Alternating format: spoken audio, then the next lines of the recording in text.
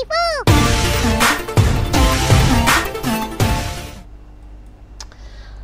Gunarwan dan Gunarwati sekalian, ketemu lagi ya di channel saya Gunar Os. Dan hari ini saya ingin membahas tentang Chelsea yang menurut saya saat ini dalam kondisi krisis ya, bukan hanya dari segi prestasi tapi juga dari sisi finansial ya. Saya dulu pernah bikin satu video ini ya, mungkin bentar, di sekitar sinilah ya, saya pernah bikin satu video tentang Chelsea, bagaimana mereka itu tidak melanggar aturan FFP dengan pengeluaran mereka yang sangat besar gitu kan, dimana saya menjelaskan waktu itu bagaimana mereka membeli Mykhailo Mudryk itu dengan amortisasi sebesar selama 8 musim gitu ya.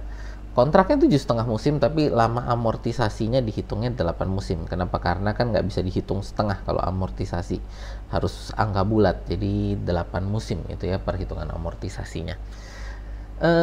Saya sebenarnya juga nggak terlalu pengen ngomongin tentang klub lain gitu ya, tapi sekali lagi menurut saya ini adalah momen pembelajaran yang sangat penting untuk kita bisa tahu tentang aturan FFP yang ada di Liga Inggris ya, yang disebut dengan namanya itu Profitability and Sustainability Rule. Jadi aturan tentang laba dan keberlangsungan. Jadi maksudnya apa? Aturan ini supaya sebuah klub ini bisa mereka berjalan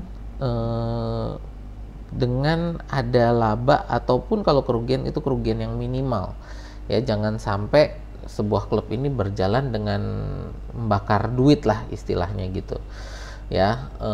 Itu tujuan dari PSR ini. Nah, yang saya mau ngomong adalah dari video saya yang terakhir itu, saya kan di situ juga menjelaskan bahwa apa yang dilakukan Chelsea itu bisa dilakukan oleh semua klub. Jadi kalau mau Manchester United, Manchester City, Arsenal, Liverpool kalau mau melakukan amortisasi 8 musim seperti Chelsea waktu itu ya, itu bisa semua bisa lakukan gitu ya. Tapi memang kalau sekarang udah nggak bisa. Kenapa? Karena dari UEFA sudah melarang amortisasi lebih dari 5 tahun. Lebih dari 5 musim gitu. Ya itu tidak diperbolehkan lagi. Nah, masalahnya kalau kita ngomong Chelsea waktu itu sebelum aturan UEFA yang baru itu ya, semua klub kan bisa melakukan. Kenapa tidak ada yang melakukan? Karena ada resikonya cukup besar, dan resiko itu terjadi sekarang pada Chelsea gitu ya. Nah, resiko apa itu yang terjadi? Bahwa Chelsea itu dengan pengeluaran yang jor-joran musim lalu dan awal musim ini gitu ya, itu saat ini tidak bisa mendapatkan target pemasukan yang mereka cari, yaitu apa? Champions League. Ya, jangankan, bahkan kalau kita lihat dari perkembangannya Chelsea saat ini, jangankan Champions League, kita mau ngomong Europa League dan Conference League pun bahkan ini kemungkinan besar tidak akan bisa sampai ke peringkat untuk lolos ke Conference League gitu ya. Jadi Conference League kalau saya nggak salah di peringkat 7-8 ya. Jadi kayaknya ke 7 dan 8 pun amat sangat sulit bagi Chelsea saat ini gitu. Nah, ini problem ini membuat perhitungan PSR untuk Chelsea, di mana PSR itu akan dihitung selama 3 tahun ya. Berarti perhitungan untuk tahun ini 2024 itu akan dimulai dari Juni 2024. Bukan dimulai, akan dihitungnya itu di Juni 2024, akhir Juni 2024. 3 tahun ke belakang berarti mulai dari awal Juli 2021. Jadi dari awal 1 Juli 2021 sampai dengan 30 Juni 2024 itu akan menjadi perhitungan PSR Chelsea untuk tahun 2024 ini.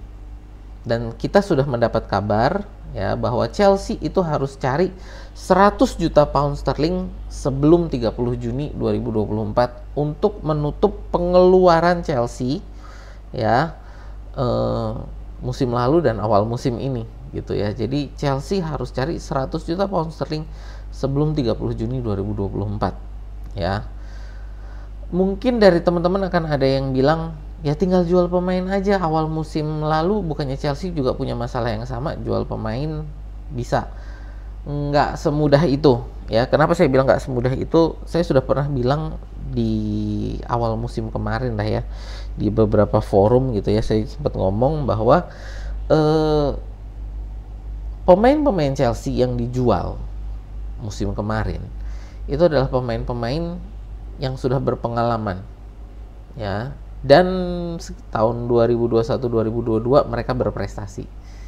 Jadi pemain-pemain Chelsea yang dijual di awal musim 2022 kemarin 22-23 ya, itu pemain-pemain yang pada musim 2021-2022 sudah berprestasi ya, jadi sangat mudah dijualnya. Sedang pemain Chelsea yang sekarang ini adalah pemain-pemain muda yang belum punya prestasi sama sekali, akan sangat sulit menjualnya. Kedua, strategi amortisasi Todd Boehly sekarang sudah menjadi bumerang ya. Kenapa saya bilang menjadi bumerang? Saya mau ambil contoh Mykhailo Mudryk ya. Ini saya contoh Mudryk ya.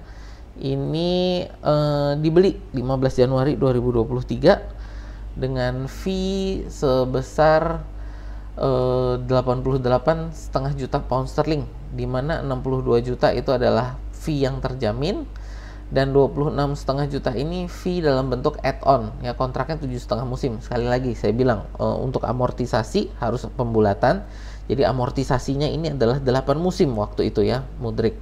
Nah yang add-on ini kita nggak hitung. Kenapa? Karena ini bukan kemungkinan besar, kita lihatlah ini add-on ini itu kan kalau bisa Chelsea juara Champions League atau juara EPL, lalu ada klausul-klausul tentang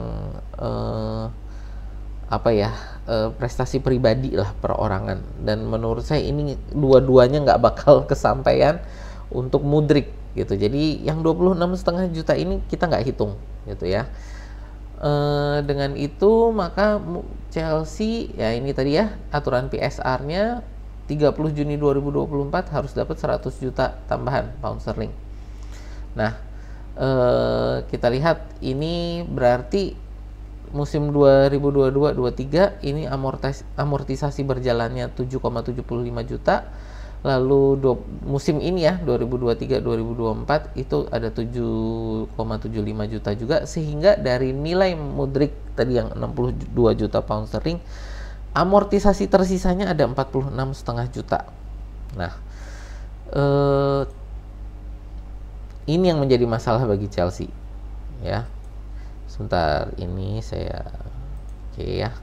Nah dengan kekurangan PSR 100 juta dan amortisasi tersisa 46,5 juta, seandainya Mudryk dijual murah aja deh, diobral, dijual 50 juta ya, berarti kita menghitung laba dari penjualan Mudryk itu adalah dihitung dari amortisasi tersisanya ya. Jadi amortisasi tersisanya itu adalah 46,5 juta. Sehingga kalau dijual 50 juta, labanya itu hanya 3,5 juta. Jadi kalau dari kekurangan PSR-nya ya, itu masih ada 96,5 juta. Jadi kalau misal Chelsea menjual Mudryk sebesar 50 juta, itu belum mengurangi PSR-nya 50 juta. Dia hanya mengurangi PSR ini 3,5 juta gitu tadi. Ya, jadi kekurangan PSR-nya kalau Mudryk dijual 50 juta itu masih ada 96,5 juta pound sterling. Dan sekarang kita bertanya-tanya juga, siapa yang mau beli Mudryk sebesar 50 juta gitu kan? Ini menjadi satu masalah bagi Chelsea gitu ya. Jadi disinilah masalah bagi Chelsea, bahwa pemain-pemain ini mereka beli dengan harga-harga tinggi dan kontrak amortisasi yang panjang ya. Kita ngomong kayak Caicedo, kita ngomong kayak Enzo Fernandez ya, Mudryk ini sendiri ya, Nkunku. Nah, Enzo Fernandez ini yang mungkin akan menjadi masalah banget bagi Chelsea. Kenapa? Enzo Fernandez sudah ngomong kan awal musim ini, kalau Chelsea tidak lolos Champions League dia minta dijual gitu. Fernandes itu diberi kalau nggak salah 120 juta pound sterling atau 120 juta euro. Sekali lagi ya, kisaran itulah. Kalau tadi ya, kita pakai contoh Mudryk lagi deh tadi ya. Mudryk tadi di mana? Di sini ya. Oke, sebentar. Nah ini Mudryk tadi, kalau kita ambil contoh Mudryk lagi, ini kalau dia dijual 50 juta, kalau misalkan dia sorry salah, sebentar ya, ini kalau Mudryk tadi dijualnya 50 juta, dia untungnya 3,5 juta. Tapi bagaimana kalau Mudryk ini dijualnya, harga jualnya ternyata hanya bisa 40 juta. Misal Mudryk hanya bisa kejual sebesar 40 juta. Berarti dari amortisasi tersisanya itu dia sudah berarti mengalami kerugian 6,5 juta. Jadi bukannya mengurangi beban PSR, justru akan menambah beban PSR 6,5 juta kalau misalkan kejualnya di bawah 46,5 juta pound sterling gitu ya. Jadi para pemain ini yang sudah dibeli dengan harga tinggi, amortisasi panjang, mereka harus dijual mahal. Nggak bisa jual obral gitu ya. Enzo Fernandes tadi kan yang saya bilang itu harus dijual harga tinggi, nggak bisa dijual harga murah. Kenapa? Kalau dijual harga murah mengalami kerugian, bukan mengurangi PSR, justru malah akan menambah beban PSR-nya. Belum lagi saat ini juga mereka Chelsea ini butuh untuk mengganti pelatih. Ya kan ini sekarang lagi ribut-ribut, Pochettino dipecat, Pochettino nggak bisa dipecat. Mecat Pochettino, semurah-murahnya mecat Pochettino itu harus bayar, perhitungan kasar saya, paling murah itu mungkin mereka harus bayar 10 juta pound sterling. Berarti akan nambah beban lagi 10 juta. Tadi yang 100 berarti akan jadi nambah 110 dengan melepas Pochettino. Belum nanti narik pelatih barunya siapa yang mau datang gitu. Ya, jadi Chelsea sekarang ada dalam kondisi krisis keuangan ya. Kalau dari prestasi oke lah, mereka memang krisis, tapi sekarang kita lihat dari sisi keuangan mereka sedang krisis dalam masalah keuangan juga, di mana resiko tadi yang saya bilang, resiko pembelian pemain yang mereka lakukan musim lalu, yang saya sudah bilang juga resiko itu ada, ini tidak bisa resiko itu sekarang sudah terjadi gitu ya. Jadi resikonya sudah terjadi dan mereka harus menghadapi ini gitu. Kalau mau jual pemain ini nggak bisa 1-2 pemain yang dijual, mungkin kita ngomong harus ada 10-15 pemain ya. Nah kalaupun sudah dijual, lalu beli pemain siapa lagi, gimana beli pemainnya gitu kan. Inilah yang menjadi masalah terbesar Chelsea saat ini ya, dari krisis keuangan yang akan mereka hadapi di akhir musim 2023-24 ini dan di awal musim 24-25 ke depan. Ini sekali lagi juga belum menghitung masalah kecurangan FFP di era Abramovich yang sekarang lagi diselidiki juga. Kalau itu diketok palu juga akan lebih parah lagi bagi Chelsea gitu ya. Ya itu aja sih teman-teman yang saya mau ngomong tentang Chelsea ya, dan PSR. Semoga teman-teman juga belajar tentang aturan PSR ini ya, karena saya lebih mau ngomong tentang aturan PSR-nya sebenarnya melalui kondisi Chelsea yang ada sekarang gitu kan.